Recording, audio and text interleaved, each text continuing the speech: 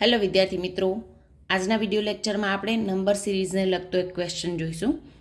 આપણે સિરીઝ આપેલી છે 1, 4, 9, 16, 25, 36, ક્વેશ્ચન માર્ક અને 64. આમ તો ઘણા બધા વિદ્યાર્થીઓની જેટલી પ્રેક્ટિસ હશે એમ સરળતાથી ખ્યાલ આવી જશે, પણ નહીંતર સ્ટાર્ટિંગમાં તમે જ્યારે પ્રેક્ટિસ શરૂ કરો છો ત્યારે શું જોવાનું છે, બે નંબર વચ્ચેનો ગેપ કેટલો છે. આપણે ગેપ જોઈએ તો અહીંયા 3 છે, 4 અને 9 વચ્ચેનો ગેપ છે 5, પછી 9 અને 16 વચ્ચેનો ગેપ છે 7, 16 અને 25 વચ્ચેનો ગેપ થાય 9, 25 અને 36 વચ્ચેનો ગેપ છે 11, પછી અહીંયા ક્વેશ્ચન માર્ક છે. હવે આ તમે જોશો તો તમને ખ્યાલ આવશે કે ગેપ બે વધી રહ્યો છે.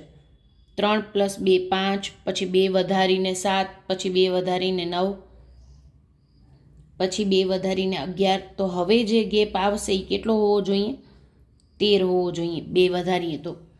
એટલે 36માં આપણે 13 એડ કરીએ તો હવે પછીની સંખ્યા આવે, અને પછી એમાં 15 એડ કરીએ તો આ સંખ્યા આવે છે કે કેમ, તો એ આપણે જે આંકડો લઈએ છીએ એ સાચો છે એમ કહી શકાય. એટલે 36 + 13 કરીએ આપણે એટલે આવે 49. આપણો જવાબ છે 49.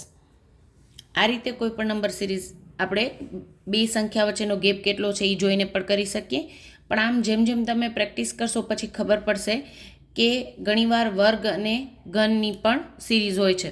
જેમ કે આ સિરીઝમાં એ રીતે પણ થઈ શકત 1, 4, 9, 16, 25, 36, 49 અને 64. આ બધે વર્ગ કરેલી સંખ્યા છે. 1નો વર્ગ, 2નો વર્ગ 4, 3નો વર્ગ 9, 4નો વર્ગ 16, 5નો વર્ગ 25, પછી 6નો વર્ગ અને પછી 7નો વર્ગ 49. એ રીતે વર્ગની પણ સિરીઝ બનતી હોય છે.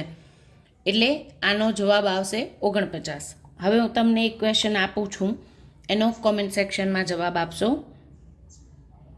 1, 8, 27, ક્વેશ્ચન માર્ક 125.